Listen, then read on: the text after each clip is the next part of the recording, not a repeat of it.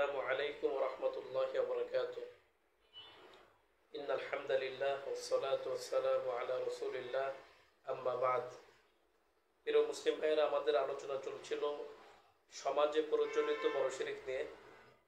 তো আজকে আমরা আলোচনা করব একটি গুরুত্বপূর্ণ বড় শিরক, সেটি হচ্ছে গায়রুল্লাহর কাছে আশ্রয় চাওয়া শিরক। অর্থাৎ আল্লাহ ছাড়া অন্য কারো কাছে আশ্রয় চাওয়া, এটা বড় শিরক। কারণ আশ্রয় দেওয়ার একমাত্র মালিক হলেন আল্লাহ রাব্বুল আলামিন। এটাকে বলে আল ইস্তিআযা, আশ্রয় কামনা করা। আর এটি একটি গুরুত্বপূর্ণ ইবাদত। আর কোন ইবাদত আল্লাহ ছাড়া অন্য কারোর জন্য করলে ওটা বড় শিরক হয়। এর জন্য শুধুমাত্র আল্লাহ তাআলাই তার বান্দাকে আশ্রয় দিতে পারেন। আশ্রয় দেওয়ার মালিক অন্য কোনো ব্যক্তি, কোনো শক্তি এই ক্ষমতা রাখে না।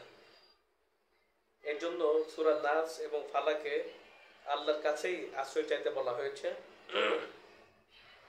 সুতরাং কেউ যদি আল্লাহর আশ্রয়ের পরিবর্তে অন্য কারো আশ্রয় কামনা করে, সে আল্লাহর সাথে অন্যকে অংশীদার বানালো, শরীক করলো।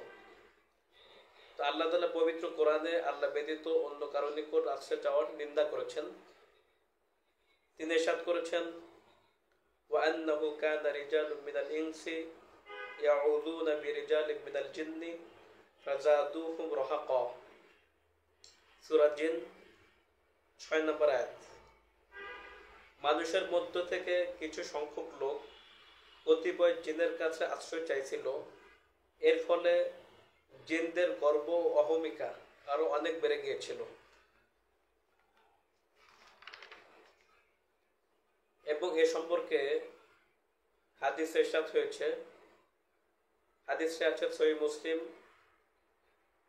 7054 নম্বর হাদিস, عن خولة بنت حكيم السلمية أنها سمعت رسول الله صلى الله عليه وسلم يقول إذا نزل أحدكم منزلا فليقل أعوذ بكلمات الله التامات من شر ما خلق فإنه لا يضره شيء حتى يرتحل منه।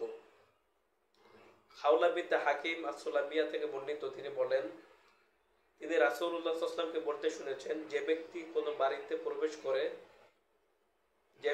বাড়িতে প্রবেশ করে বলল, আমি আল্লাহ তাআলার পূর্ণাঙ্গ কালামের মাধ্যমে তার সৃষ্টির সকল অনিষ্টতা থেকে আশ্রয় চাচ্ছে, তাহলে যতক্ষণ পর্যন্ত সে ওই মসজিদ ত্যাগ না করবে, ততক্ষণ পর্যন্ত কোনো কিছুই তার ক্ষতি করতে পারবে না।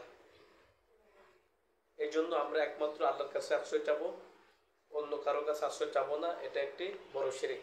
আল্লাহ তাআলা আমাদের সবাইকে আমল করতে তৌফিক দান করেন। আমিন ইয়া রাব্বাল আলামিন। আসসালামু আলাইকুম ওয়া রাহমাতুল্লাহি ওয়া বারাকাতুহু।